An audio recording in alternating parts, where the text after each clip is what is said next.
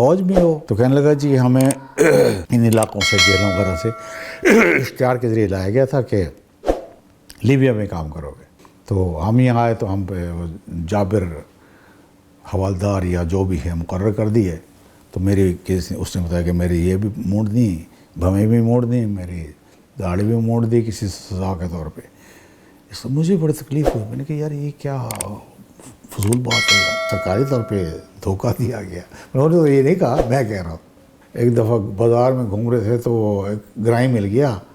تو اس نے اس گرائی کو پوچھا تو کتنے لیویا آ گئے ہیں؟ انہوں نے کہا کہڑا لیویا؟ تو گلگت ہی. اب تو بلیک اینڈ وائٹ ہے کہ انہوں نے مکہ مارا ذوالفقار علی بھٹو کو، وہ بے ہوش ہو گئے اور پتہ نہیں کیا کیا یہ سارا کچھ. تو یہ کیا، تو یہ تو ایسا کیوں پسند کروں میں، کس لیے پسند کروں؟ تو فوج چھوڑنے کی وجہ کیا تھی ڈاکٹر صاحب؟ جنرل ضیاء کا مارشاء اللہ. اچھا ڈاکٹر صاحب ایک اور میں آپ سے پوچھوں گا کہ آپ فوج میں کیسے گئے، اور پھر یہ میں آپ کی کتاب میں پڑھ کے بڑا حیران ہوا وہ جو واقعہ ہے کہ وہاں یہ جہلم کے علاقے کے سے لوگوں کو لے جایا گیا گلگت بلتستان میں، اور ان کو کہا گیا کہ آپ کو لیبیا لے کے جا رہے ہیں. تو وہ کس طرح فوج میں کیسے گئے اور یہ واقعہ؟ دیکھیں جی وہ جس طرح مجھے بتایا گیا میں اسی طرح بتاؤں گا. میرے پاس کوئی تصدیق نہیں، کچھ بھی نہیں ہے. میں ان لوگوں کے نام بھی بھول چکا ہوں کہ کون تھے. وہ یہ تھا کہ میں تو تھا پوسٹڈ استور سے بھی آگے، گوری کوٹ ایک جگہ تھی، پھر اس سے بھی آگے منی مرگ، کامری، شکما، یہ ان علاقوں میں. تو کبھی کبھار ہم آ جاتے تھے گلگت کسی سلسلے میں، بیمار ہو گئے تو آ گئے. میرے خیال میں بیمار ہی تھا تب. تو وہ کوئی مریض لے کے آئے دکھانے کے لیے، کوئی جیسی وہ لے کے آتا تھا. وہ جو کیپٹن شمیم تھے وہ دفتر میں نہیں تھے، وہ ادھر آئے تھے، لیکن وہ کہیں میرے خیال نہا رہے تھے کہ کیا کر رہے تھے. مجھے کہا جی آپ دیکھ لیں. تو وہ ایک سپاہی تھا. تو میں نے اسے کہا کہ بیٹھو بھائی، میں افسروں کے نال نہیں بیٹھاں گا. میں نے اتار دیا. میں کہا بھائی میں تو افسر نہیں ہوں، میں ڈاکٹر ہوں، بیٹھ جاؤ. تو خیر جو اس کا مرض تھا وہ دیکھا. اس نے کہا جی، میں نے کہا تم فوج میں ہو؟ اس نے کہا جی ہم، پتہ نہیں اس نے کچھ اور بتایا کسی اور تنظیم میں. میں نے کہا وہ کیا کرتے ہیں؟ اس نے کہا جی ہم نے سڑکیں بنائی ہیں اور ہمارے ساتھ بہت ظلم ہوا ہے. اب پتہ نہیں وہ کیوں کھل گیا میرے ساتھ، میں محبت دیکھ کے کہ بندے نہیں اتار دیے ہیں. تو کہنے لگا جی ہمیں ان علاقوں سے جیلوں وغیرہ سے اشتہار کے ذریعے لایا گیا تھا کہ لیبیا میں کام کرو گے. تو ہم یہاں آئے تو ہم پہ جابر حوالدار یا جو بھی ہے مقرر کر دی ہے.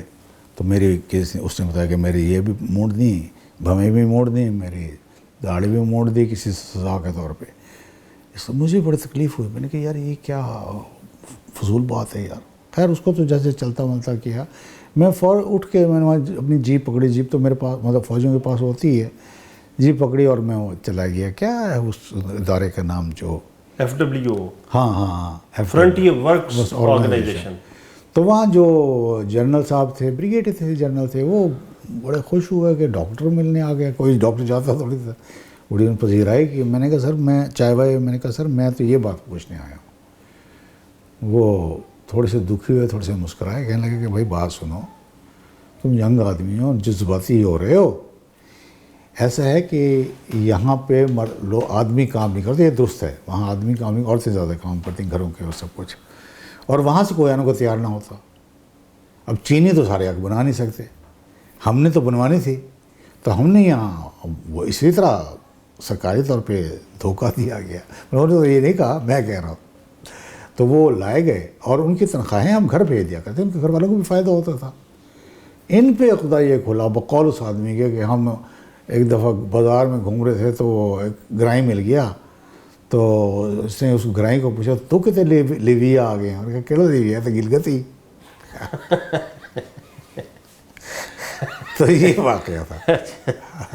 بالکل. اچھا ایک وہ جنرل چشتی کے ساتھ بھی آپ کا ایک کوئی مکالمہ ہوا تھا منی مرگ میں؟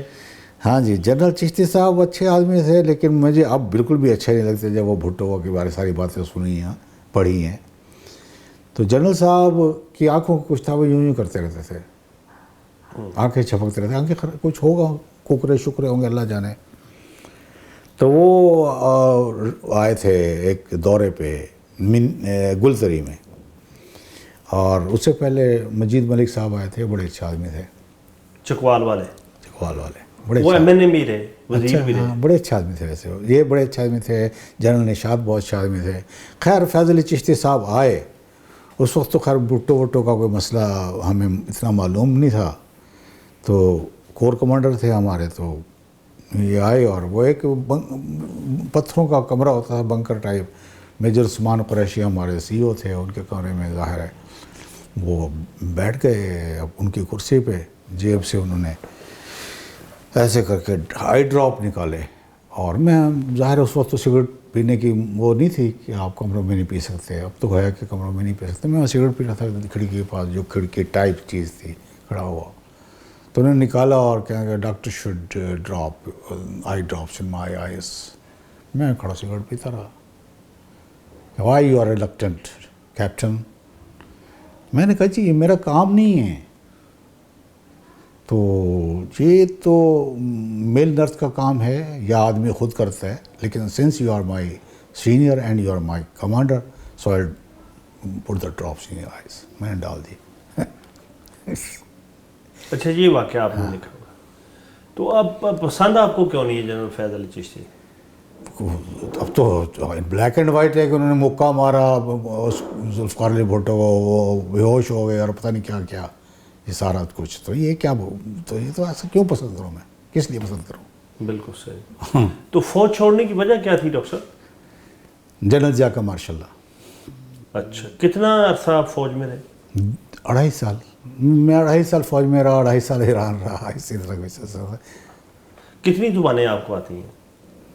مجھے فارسی، ویسے لوکل سرائکی اور پنجابی کے علاوہ میں سندھی سمجھ سکتا ہوں، پڑھ سکتا ہوں، اور اس کے علاوہ جو غیر ملکی زبانیں ہیں، انگریزی آتی ہے، فارسی آتی ہے، روسی آتی ہے.